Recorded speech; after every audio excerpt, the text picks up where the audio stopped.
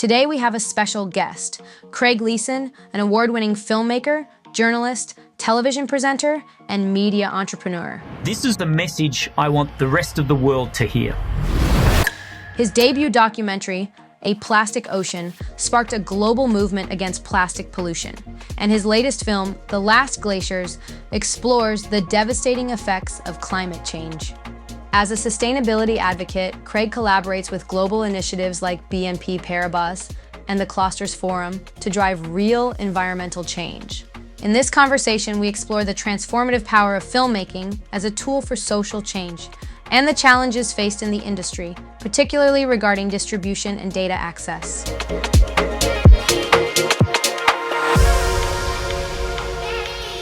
I feel so intimidated yet grateful about this conversation because you changed the direction of what Olyn is today. 2023, November, we've met.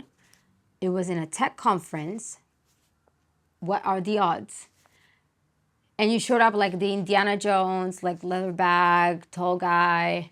At first, my surprise was like, what is like somebody like him doing at a tech conference? Because the tech conference have as attendees people with certain interests, but yours were really different. And I, when I saw you, I'm like, this is the most important person in this conference. I know, like, and there were so many important people at that conference. But I'm just saying that because you've been skin in the game for so many subjects. And yet, it wasn't about just filmmaking. You expanded your horizons. And he's like, I just should attend wherever I sign up for in first place, which is like proving a point about environmental situations and everything. I just want to say that like you did change the direction of Olyn. And not only you granted us a lot of like confidence, and beyond that, you made a bunch of introductions that change our directions, put your film on our technology. And ever since, we serve, but you guided that path. So it is a very intimidating podcast just because of that. But we gotta like say out loud the recognition. That's why for me it's so important this conversation. Because we had so many previous ones. And we are getting right now so many like videos from filmmakers crying, saying, oh my God, I'm so grateful you're doing this for us. Some others is like, I love you, Olyn. And it's very, it gets you mad because you're not used to it, to this extreme. So of course, like something is happening into entertainment. Because of you, we responded from another angle and we have unified forces ever since. But your journey and what made you, you, I think it's a very important discussion to bring up. Because I don't think you're like any other filmmaker or person that does documentaries. I think you see so much and beyond. Therefore, I'm so curious. So who are you? Where you come from? And why you're so different from other people that does this? Why you do what you do and think beyond? Because nobody thinks beyond. They just do their job.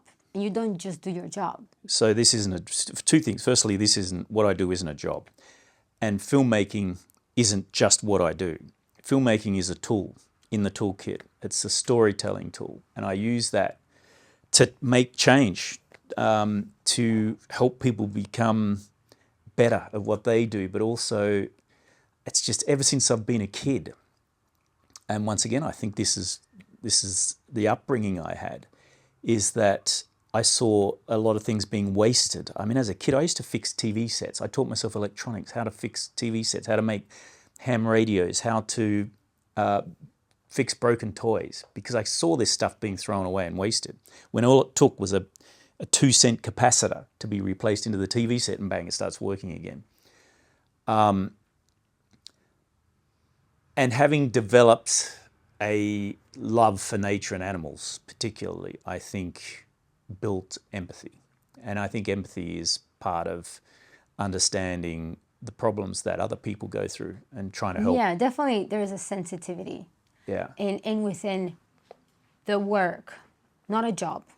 Not a job. Because it's like you saw beyond it and you gave us an understanding of, I don't just want to entertain, I want to make an impact. And for as much as like the streaming platforms nowadays like will like spread the word, I can never know how much impact was in there and how can I get my message better in the future. When we met, to your point, would I normally go to a tech conference? No. I was invited and I was curious. I'm a bit of a nerd myself, a tech nerd, because I love cameras and equipment and all sorts of things. I'm fascinated by how technology improves our lives, and I think it's part of the journey is using these tools. And so when I was asked to talk about the environment and how tech is helping environmental issues and us to become more sustainable, I thought it was a great opportunity, first of all, to get my nerd fix and go and see what is happening in the tech world, but also to tell the story about how we can bring technology together with sustainability. And I get a call from your office asking to meet. And I'll never forget that day. My memory can be pretty bad sometimes, but seeing you walk down across the room, and I thought, okay, we were all busy, and trying to get that meeting to happen was really difficult. But something made me stay there because I was supposed to have gone, and something made me stay there and have that last meeting. And it's changed both of our lives, because what you and your team are bringing to filmmaking is absolutely game-changing for independent filmmakers. Let me make a parenthesis, because you just talk about memory. And many conversations we had, you keep saying about the memory, I keep forgetting things. One of the things I think you and journalists and everything is like, when you get exposed to so much information, in reality, you gotta clean up. In tech, you always got absorbed you got absorbed from so many angles, like not just like scientists, but also like politics and human beings. And there's a lot of information for you. Therefore, for you to find clarity, you got to put something aside. I don't think that's forgetting. I think that is just being practically reductionist. And, I love that word because we've been talking a lot about this, and you might be like up to your head about the word reductionist. But it's like you got to reduce things to the most simplistic way in order for them to ever make sense in a global level. Yeah, absolutely.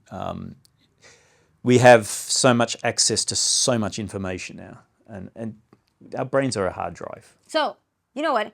I started. Where you from?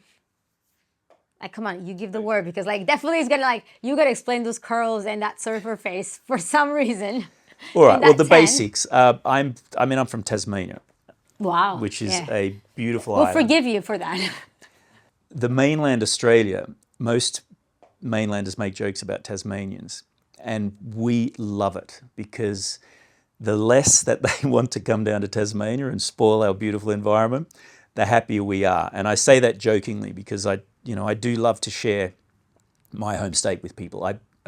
I'm the first ambassador to get people to go to Tasmania because it is I think amazing. like you come from a place that like has geographically been exposed to isolation. That's been a blessing. Nonetheless, like lately with all this situation going on at a global level, you guys set an example about what does it look like, isolation and like playing low key and using the least of things. So isn't like the purest air and water in the planet? Purest air measured and watered on the planet. But like many places, we've got industries that want to change that. They want to exploit the resources. After Plastic Ocean, there was the Last Glaciers. Before that, you said, I come from Tasmania. You're a surfer. Like there's a background of like generations of journalism in your bloodline. And then, yet, you're like one of the most fascinating people I know. Like you've seen so much that we only see in TV. You lived it. How does that life looks like? How you don't ever feel sorry for people around you that have not experienced the world the way you do, or the beauty of it? Filmmaking's about that, right? Is bringing these stories to people who don't have the opportunity. Not everyone has the opportunity to travel or have structured their lives so that they're able to do that. So the films are a way of showing people what is happening elsewhere outside of their own comfort zones in other cultures, other countries. And You said it. Oh my God, I need to stop this because you know what? You described exactly how I felt you the moment when I met you at Web Summit. Everybody feels you're so lucky, but I'm like, you have no idea how much it requires for you to see the world and exposing yourself out of the comfort zone every single time. So when I said before, you gotta do it for a cause, because if it has to be about yourself, you will just stare at the screen. It wasn't about you, it was about the world, because you come from this legacy of journalism. And then you discover yourself and you expand your horizons. That's why I'm saying is like, everybody will complain, oh, I wish I would have that life, but they don't understand how much it means. yeah, it's a passion. It is a sense of trying to create awareness, but change through awareness. So not telling people how they should think, but presenting to them what I am observing and letting them decide what they think about what they're seeing. Is it right? Is it wrong? Is it positive? Is it negative? Should it happen? Should it not happen? If it is not right, how do we change it? So by doing that, I mean, we're told that if you get 3% of people to think differently about something, change will occur. Films are a way of, it's a domino effect. And so films are a way of doing that. They're extraordinarily powerful. Everything we do is about a story. I mean, when you walk through the door, what you're wearing, you're telling people in that room a story. It's not verbal communication, it's visual. Films, it's not just what you hear from the narrator, it's also what you see. The people in there, what they're dressed like, how they're acting. Are they frowning? Are they smiling? Are the kids happy? Are they not happy? These are all visual cues that we use to tell a story. And it's putting all that together, even the music. I mean, the most powerful thing for me as a filmmaker is not actually filming on the ground what's happening. It's back in the studio in post-production. And you can have the greatest images in the world, but if there's no audio to them, they're very flat. But as soon as we start putting music, scoring music, creating that music and putting it under those images and then putting in sound effects and Foley, suddenly you get this incredible 3, even 4D effect to your visuals. And then the narration comes in and you write around the story that's already there in the pictures. And you've created this incredibly powerful piece. So for me, that's when I travel, that's how I look at the world. I look at it in all of these different variables. What's that story telling me? How does it make me feel? Is that right? Is it wrong? And my challenge is to package that in a way that I can convey the same sort of feeling that I'm getting through the screen to somebody who doesn't have the opportunity to be there, particularly people who can make change, legislators, corporate executives, and young children. I mean, my greatest thrill of all time is going to schools and talking to kids because not only are they incredibly intelligent and open to suggestion, but the feedback they give me, the information they give back to me is incredible. The questions kids ask you without any filter, because they don't have a filter at that age, is mind-boggling. It's the only time I'm ever caught for words is when I'm at schools with kids and they ask me a question that comes completely left field that you wouldn't expect. I can walk into a cinema after a screening with a bunch of adults and I can almost tell you before I go in exactly what the questions will be. With children, that's not the case. And it's exciting. It's exciting to go back to that stage where there are no filters. If we have to believe so strongly that every single person that is in this industry and they do document and risk their lives and put themselves to the edge, their recognition comes from so other angle. They're not looking for money or whatever. But there is an industry that does make plenty of money on their passion. Yeah. So I think one of the reasons that you were at that conference is because you realized that and you're like, my passion is my passion alone, but representing other filmmakers and documentaries that you've met being unattended, starting their careers, having very bright messages to share, but not the means, and waiting for somebody to knock at their door to give them a little offer, when they're the most powerful voice that do change directions, as you were showing me yesterday, the stats, scientist stats of how plastic ocean has made such a change in the last 10 years, that you were chasing for that data and calling, and it's like, why would you even do that? Like, from where I come from, that comes by default. That's something like data, like it's daily basis when you open your computer. We didn't have the data available. I mean, that was supposed to have been a 2-year project. It took 8 years to film because we did not have the scientific data. It wasn't available. And so the only way to fix that was to put together teams of scientists and go and collect it ourselves. And once we realized that the plastic issue was global, was in the food chain, it led us to understand naturally that this is a human health issue. It's not just a threat to animals in the ocean, which is the premise of the film initially. It's a human health issue. And once we understood that, how big of a human health issue is it? What does it mean if we get plastics in our system? So we then had to go and speak to the medical community and scientists within that community to look at what had been done. And there wasn't a lot of studies on that. So, well, let's do some. So we started taking blood tests of Pacific Islanders and Texans and all sorts of people and processing that to understand it. Actually, now that we're back to the data thing, like, I will make a statement. I do dislike the word entrepreneur because it feels like a title nowadays, or CEO or founder. Some people dream of it. And for me, like, I remember, like, they invited me to give a course on how to be a founder, and I rejected it. It was like quite of a, and I went to the director of like this university, and I'm like, let me give you a lesson. Guess what? That's not a title you pick. Like, how on earth? You can pick something where you give people a set of ambitions and credibility, but isn't when you're 18 years old too late? Isn't something like should like be teach when they're like 4, 5, 6?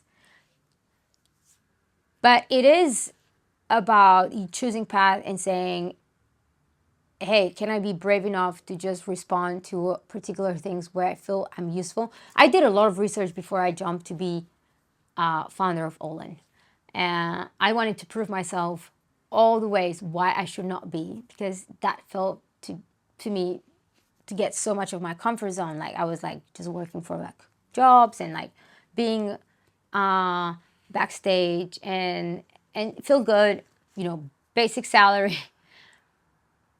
But I was like, why I see something like nobody sees?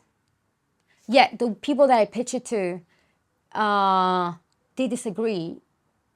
But people that like tell me this information, like, why all this happening to me? I'm not trying to say like there was like a Jesus moment. What I'm trying to say is that we all have this moment in our lives. And in a very little spectrum, we either respond or not. And when I see you, you responded to all. I just responded to Olyn, but you responded to Plastic Ocean, like, you know, you're like, oh, there's a call, I'll go.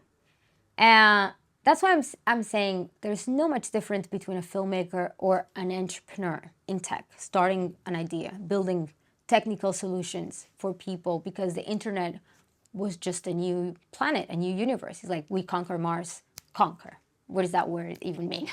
We land in Mars and we start like, I'm sure like we'll do things very different from the beginning as a society. Nonetheless, titles apart, I think we're defined by the same rules, being because you hold a camera or I just know how to code.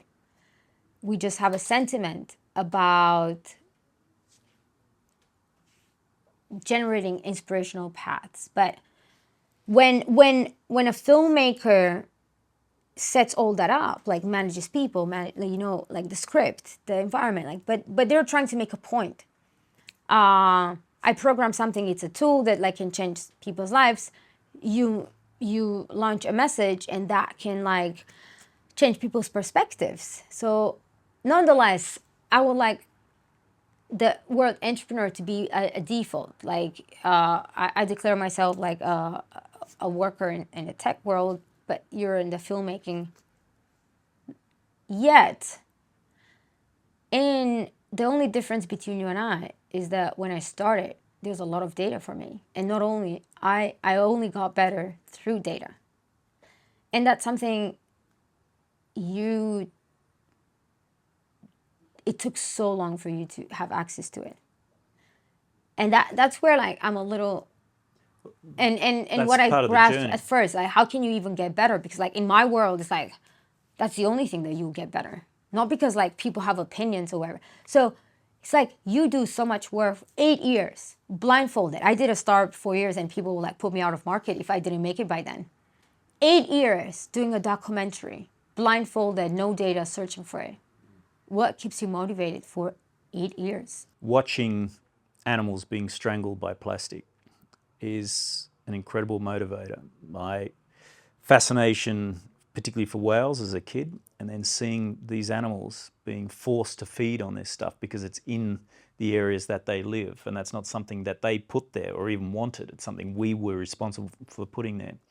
And watching them struggle as a result of a problem that we created is a great motivator. So being able to tell that story, you need to have the data to back it up. And if it's not available, then you go and get it or you find it. But in the course of doing that, that tells its own story. So it helps us tell the story because then we're able to understand what actually is happening in great detail. So you think internet helped you get that data faster? Oh, yeah, of course, because the internet, it's not just the data, it's putting the teams together. You know, I mean, I was able to contact people and talk to them in real time, camera people, the other hosts, post-producers, composers. Once you put that film together, what happened? Where was that data afterwards? Well, we collected it all together and put it into a document, and that document's now with the film and on the website, so scientists can access it. Still, you search for that. It's not like you started having an open source where the audience will come straight to you. How much knowledge you have on how many people watched your documentaries? Oh, well, and the impact after you pack that work of 8 years. Right. So particularly for impact filmmakers, what we require, although obviously we require funds to make the films. So we do want the films to be successful financially because that allows us to go on and make other projects. But what's most important are eyeballs. That's our currency. How many people watch the films? Because we make impact films to create awareness. So you want as many people as possible to see the films. Do you know that number? We don't know the exact number. We know that it's several hundreds of million. Because you know what? Somebody like me only can play further if has power to that number. So I'm very shocked. Yeah, well, and that's why I want to like... The reason is because the distributors, traditional distributors that we had to go with, wouldn't give you that information. So that's why I want to kind of make a point about when we met. You saw something because you were very upset about sacrificing so much of your life, putting yourself in the edge, you know, and yet having met people that do very little, having so much access to information to improve their work or understand, or you being completely left in the blank and there's not ever after. You pack it and you got to be out of the equation. Nobody ever cared. Filmmaking has a lot of roadblocks, and one of them as an independent filmmaker is distribution. It's such a tough nut to crack, and it's expensive, and people take control of your film. When we met, and you told me about Olyn, and it's this global payment system, and your question was, is there an application here that might fit filmmaking? And it was like, boom, absolutely. If you can put power back in the filmmaker's seat so that they can control their distribution and what they do with the product that they've spent 8 years making, for example, then that is incredibly powerful for filmmakers. And I think our discussion, as I recall it, I just hit you with a ton of questions, and they were like, how long would it take you to build this? Can you profit share? Can you make it so we can profit share with people we want to support, like NGOs and charities that have helped us make the film? Can you give us our own link? Will it look like a traditional streaming page so that the audience feels comfortable going to it? And your answer was, well, I'm sure we can do that. And I was thinking, that's fantastic. This is going to take 12 months, 2 years. And you said, well, I think we can do this in 2-3 months. And I didn't believe you. I thought there's so much work involved here. I did not believe you could do it. And to your absolute word, you came back 3 months later. We had many discussions to refine it on that process. But in 3 months, you had the model built. And it blew me away. And I remember seeing it for the first time thinking, I am witnessing the change in filmmaking. This is one of those seismic times in filmmaking history where you're going to change the course of history for independent filmmakers. You know, Last Glaciers, when we watched the movie, you put yourself through hell and beyond. Like, when I watched the documentary, and we watched it all together, I remember, like, we made a team building situation when you guys give us the link, and we're like, we can't believe we're gonna represent this, like, oh my God, like, blah, blah, blah. And ever since, like, that set a precedent that right now, as you're very aware, we have filmmakers like crying on videos telling us like, oh my God, thanks to freeing me. But it requires a startup mindset, you know? But it also, for the filmmakers, and the reason they're reacting that way, because filmmakers, I think, ultimately are being creatives, are quite emotional, and they get very passionate about what they do. And to finally have somebody come to them, an organization and people within that organization, who are like, you know what? We can help you with what you do, and we can make it easier for you to do what you do and to continue what you do. The toughest thing as an independent filmmaker is raising finance to make these films and getting an audience to pay what they would pay to go and see a Marvel film or, you know, a fictional film is difficult. So any way that makes that process easier for the filmmaker to retain control of their project, particularly, is going to, I think, elicit an emotional response, particularly from filmmakers who have struggled over the years. So, Craig, Plastic Ocean, 8 years. The Last Glaciers was 7 years. Marco Polo, before both of those films, was a 3-4 year project. And before all of that, you were like doing a lot of journalism in war zones and like... Yes, I was a foreign correspondent. We skipped all that part. We went all straight to the game of you being the impactful motive of our startup, but like there is so much of you beyond and before. So tell me, let's start all over, which is like... Well, as my background as a journalist, and once again, the reason I got into journalism, or actually stayed in, I didn't ever want to be a journalist because my father was a journalist, my grandfather, my great-grandfather. Wow. But when I had the opportunity to do it, I realized very quickly the power of storytelling. And I could write a story, as I did with a particular series, on industrial waste that was infecting the coastline of where I lived. And as a surfer and surf lifesaver, being in the water the whole time, I found it impacted me personally. We'd get red eyes from, you know, the pollutants that were coming out of a pulp and paper mill, a sewerage plant, an acid plant. There was even a paint pigment plant.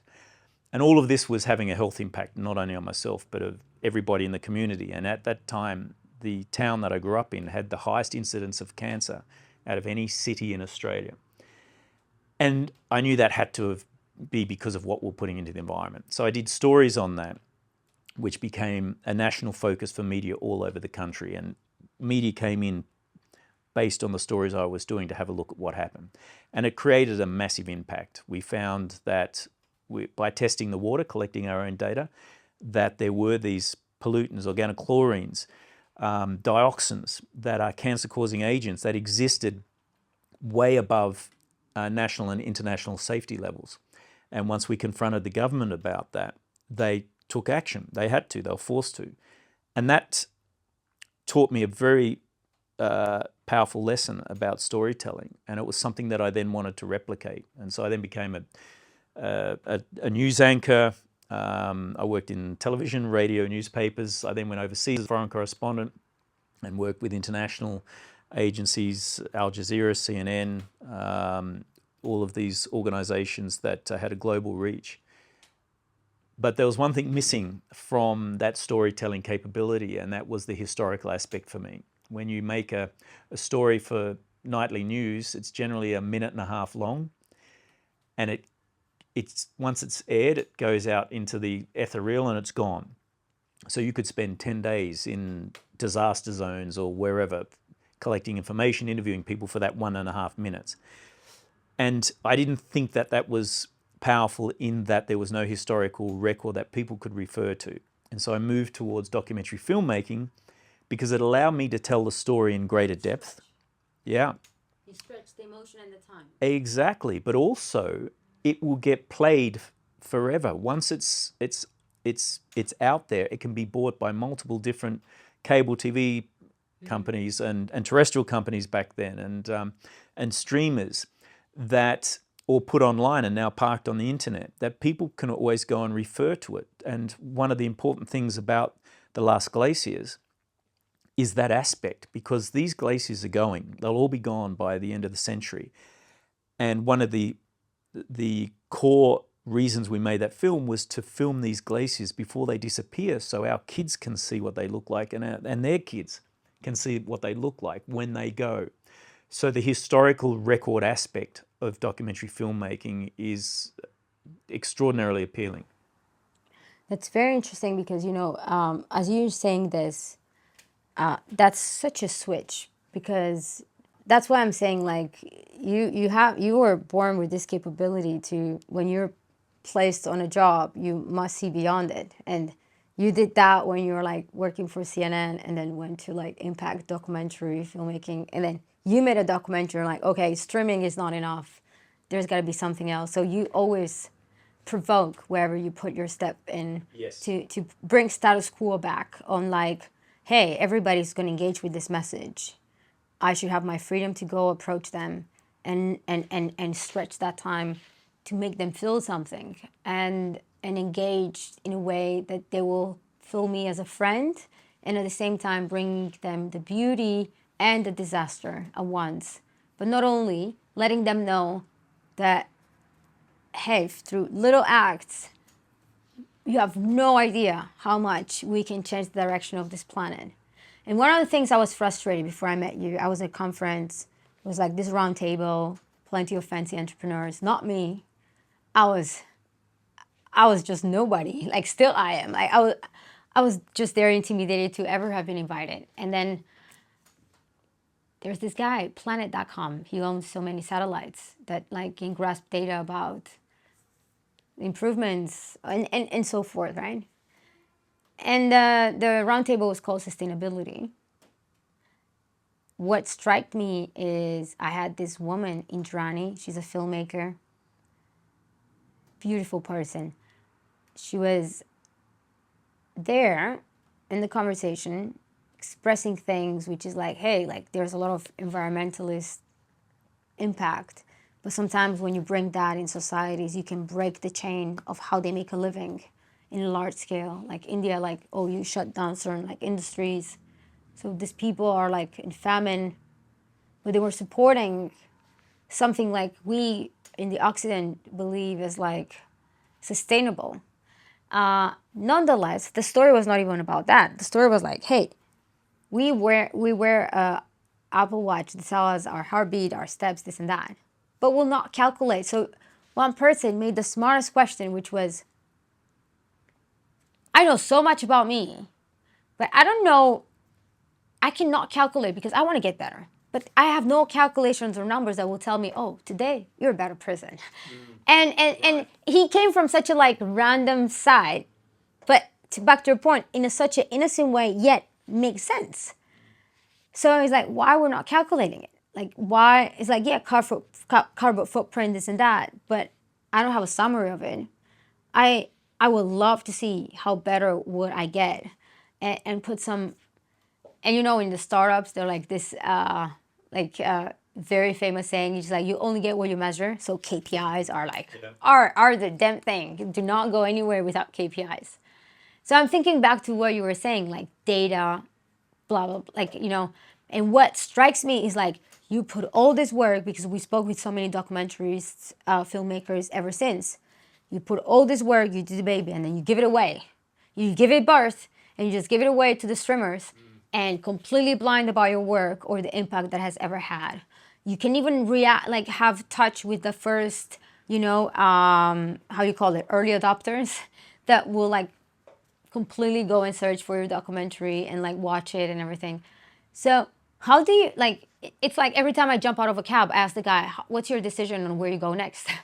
like how you find your business, how you find your customer. So like it's the same for a filmmaker. When you finish something, what's next? And you made a very good point. Like once you've finished the film and you give it to a distributor, as an impact filmmaker, it is like giving your baby over. But what's really difficult is not having access to the data about what demographic the film has been watched in, what age group, what their reactions were, how long did they watch the film for. And this is data that has never traditionally been given to filmmakers, because distributors always saw it as being something you could come back and negotiate on for the next film. And so they didn't want filmmakers to have a competitive advantage. But as a documentary filmmaker, where for many people their films are actually funded philanthropically, the way to get philanthropic interest is to tell people how many eyeballs your film has the potential to reach. And the only way to do that is by historically showing them the data on previous films that you've made that have made a difference to the audience and the environment and the communities that it's been shown. So that's not just how many eyeballs though, right? It's things like, since your film has come out, what kind of legislation has been changed in governments around the world? How many, for example, in a plastic ocean, how many plastic bag bans are there now? Levies? How many people are charging now? How many supermarkets are charging now for plastic bags? We will definitely show at the end of the podcast, like the after and before of the plastic oceans data, like 8 years on doing, and the impact that you spend so much time to search for that data that could have just been provided to you without your effort. Yes, making these important films to have that data so you can go and get funding, you can go and get support from people who you need to help you create these films. And that traditionally hasn't been there. The great thing about Olyn now is that it's all there. I mean, it's all there. It's just this absolute basket of data that you have access to immediately, and you can see it in real time as people are engaging with your film. And it is game-changing for filmmakers. All this brings us to the question of how can we open the imagination of like the future of filmmaking? What's your ideal state? Because like I don't think you've done so much without knowing already what's the direction of things. So can we put it into words? I think everything is cyclical and generational. And I talk a lot about generational change because I think it is the one thing we can count on. For things will always change. And I speak to a lot of young entrepreneurs about this, is if you think you're stuck in a rut, just keep going, because ultimately everything changes. Tomorrow, a week, a month from now, you will not be in that same place. And it's the same with making a film. A plastic ocean almost never got made 200 times. We couldn't find the right producer. There were problems with the script. We had production companies that didn't believe in it. We had distributors who didn't believe in it. We got no all the way along. You're describing a startup. Exactly. And it is. I mean, as you make every new film is a startup. And I was told no so many times. And I could have listened to them and stopped, and it would have been a lot easier. But the one thing that I have learned is that there is no such thing as no. There is only such thing as time and tools. And if you get the right tools, a no is just a brick wall. Now, brick walls can be surmounted. You can either get a shovel and dig your way and go under it. You can either get explosives, which is a tool, and put it on the wall and blow it apart. Or you can just keep walking, get a good pair of sand shoes and walk one direction, because the wall will ultimately end I'm going to somewhere, use this analogy. and go around.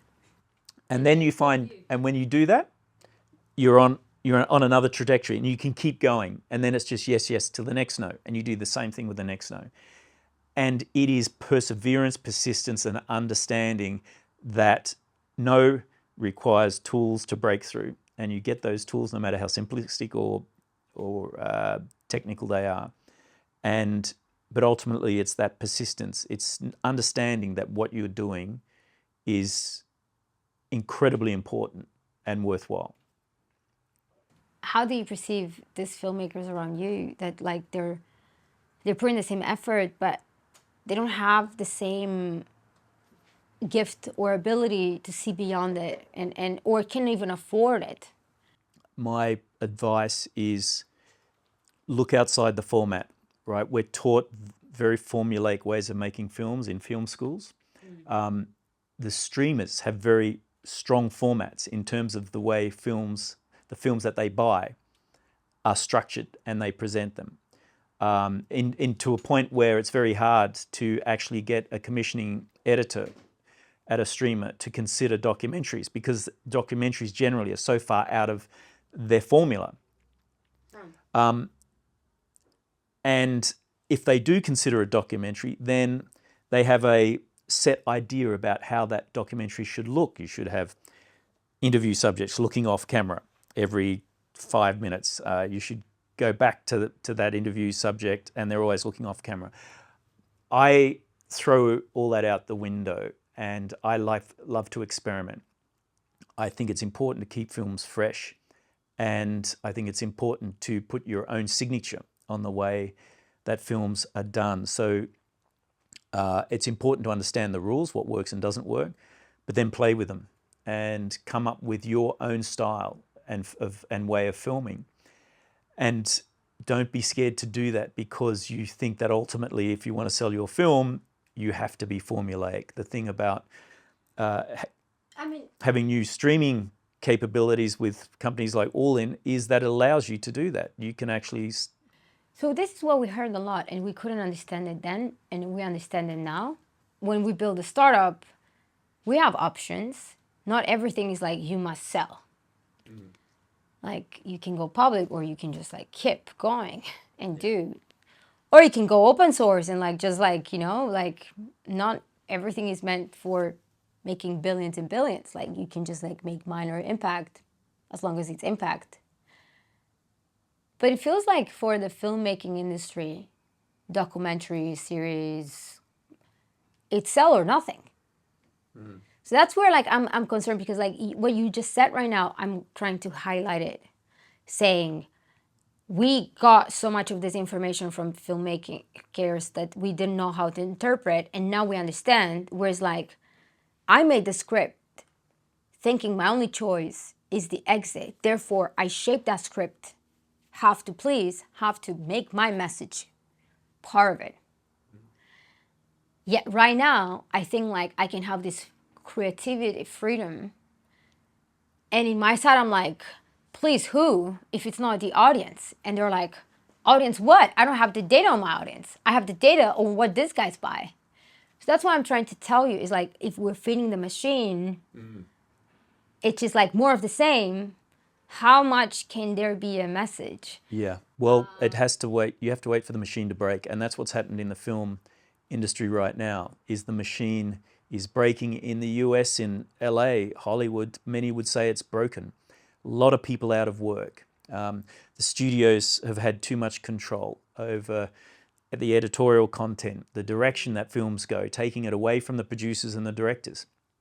And we are at a stage now where things are changing. We've got content creators, influencers, people on social media who are producing incredible content and providing another way for people to get their information. And that can't be ignored. So the industry is changing, and it's about how do we create tools that allow that change to happen that also impacts and benefits independent filmmakers. And I think we're at a point now where we can go in a direction where independent filmmaking will become even more powerful because we have the tools to allow that to happen. We have the data, the information, the backup. And I'm so excited for where filmmaking is going right now. But it's like many things. Sometimes you have to deconstruct to reconstruct. And having things break down is not always a negative. It's a positive. And I think the filmmaking industry is going through what the music industry went through in the late 90s. And the change of formats, the change of the power and control of these big agencies and these big music companies. Because music is it takes the same kind of creativity and structure to create and also to distribute. So there's no reason why any content creator, whether it be music or social media or films, podcasts, thought processes can't use a tool like Olyn to be able to share their creativity and to monetize it for themselves and the benefit of their own businesses, and hopefully allow them to create a career and a business model that allows them to continue to create creative products. For me is you don't have, like, it's not like we're having a conversation where we're pointing fingers and blaming particularly somebody. There's nobody to blame. No. But when you put yourself into that game of you are the ultimate voice of a tiny stretch door, who gets in and who doesn't, that's the job enough that will get you up to a limit. Because to the contrary, the internet has connected us so much that we can exchange opinions in such a freedom way. Like, like Reddit forums, Twitter, like it has connected the world that we're one message away from each other. Like, how on earth? Like, you're one message away from a famous person. Like, before they were an image on a magazine. Right now they're approachable. We have humanized all that. Doesn't matter where you are. Your post should be approachable, your wherever. So when that happens, of course, the extreme where you're just a tiny door of filtering, it's a little contradictory based on the trends. That's why I'm saying it's very interesting, the dynamics, because it's almost like nobody can prevent this from happening. At Olyn, we're going to do whatever in our best to defend the interest and be. But we're on a wave that nobody can stop it. Absolutely. It has been built. It is a wave that no one can stop. And what's super important to see right now is creatives getting together and collaborating for their own benefit and using that collaboration to generate work, to generate their own films, to generate their own products, and taking control of their own destiny. And that is game-changing. It's empowering, and I think it's been a long time coming. What will be interesting is to see how the industry itself, the corporates, the studios, react to that and how they fit in with that, whether they try and ultimately take control again. Like, it's an asset that shows its value in such a volatile way that you gotta understand time. Because if you're doing the film and you're expecting right away results, might not be that way. But I was very curious how much it means for you to meet your audience. Doesn't matter the number, if it's 10 random people, but you have their email, you can talk to them. How does that feel for you? It's everything, because it's direct feedback. It's humbling, it's critical, it's empowering, it's either good or bad for the ego, depending on how you take it, but you use that to actually work on the next project, like how you actually as a human being deal with the response to the messages that you're sending out there, the film, the way you package it, the actual messages themselves. So I think for a filmmaker, it's one of the toughest things to do is to meet your audience, but it's also one of the most incredible things to do in real time. And now we can do that where you don't have to be in the same room. You can do that anywhere through technology and have those conversations. It takes imagination and bravery to break these patterns of thinking, oh, success is only but.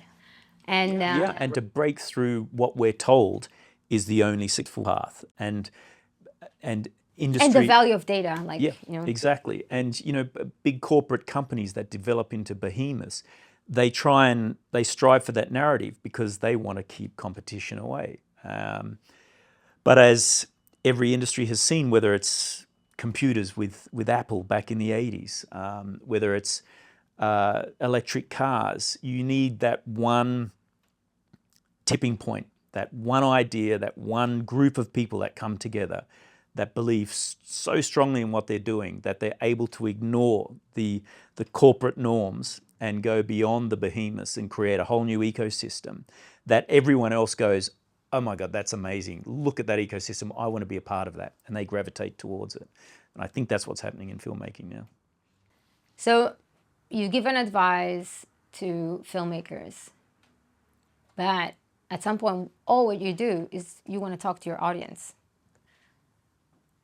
Every single thing you've done for like 2 decades, what's your message to the audience? Because you do what you do for them, nothing else. And I've never met anybody who does so much for the audience alone.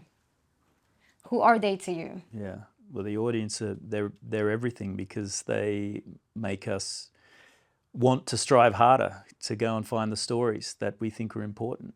And without having the audience there as a critical part of the process, then we wouldn't do what we do. I mean, ultimately, my passion is about the legacy that we leave, and I hope and I wish and I know that there are people out there that agree with me and have similar thoughts. I think I've tested it. Yeah. There's a lot of people out there that you really changed their minds through your documentaries, like make them live richer and bigger. Like there's always a taste of a sentiment at the end of it. So I think you got to get a little bit out of your box to realize how much you've done for the audience. But ultimately, the same way you used that message as a tool for them to be better and bigger. Absolutely. And almost every week, I'm privileged enough to get an email or have someone, as I did last week, fly in from another country to come and have lunch to express how films have changed their lives, how it changed the course of what they do, changed career, changed the schools that their kids went to. And that is unbelievable. When you know that you've had this positive impact, then that's what we strive to do. It makes it all worthwhile, whether it's one person or 1 million people. So now the toughest question as we wrap up. Who's, no pressure by the way, who's Craig 10 years from now? The one thing that surprised me about filmmaking early on was the impact that it has on yourself in terms of the other skills you need to develop. So just being a filmmaker isn't good enough. What you realize, particularly with impact films, is that people want to speak to you, and it's governments, it's legislators, it's corporate CEOs. They want to understand the experience. They want to hear directly what's going on rather than read it in media. And it's how the film is just the start of the process. You actually then become someone who is an advisor, a consultant. And I've worked with governments all around the world, in Chile, Mexico, Colombia, Australia, the UK, on policy, for example, on things like single-use plastics and all sorts of things. Offering advice, showing them clips from Antarctic expeditions, for example, and what we're seeing there so that they can understand the decisions they make, particularly as legislators, when they're rewriting or writing policy about things, has a profound impact, not just on people immediately, but also the environments that we rely on for our own survival, these ecosystems, these life support systems. And that is, once again, incredibly powerful, but also important. And I see that side developing, or is developing, to your point. And I think in 10 years' time, that part of the filmmaking I'll be better at, and I hope that I can be more effective in that side of it. So now I'm going to switch roles, and I'm like, who's Craig as a viewer? Because of the work and the travel, I don't get to sit down and watch much in the way of TV and films and things like that. But when I do get a chance, I like to look at TV series because I love to see the way that filmmakers who make producers who make TV series structure the messages, and how each one is a self-contained little message with all different kinds of information that's gathered, how it's presented visually, but then how they make it relate to each and every episode. So you've got this overriding narrative arc through it. I find that it's something that I've had experience in, but it's something I'd like to explore more as a filmmaker, rather than just the cinematic films. Thank you. Thank you.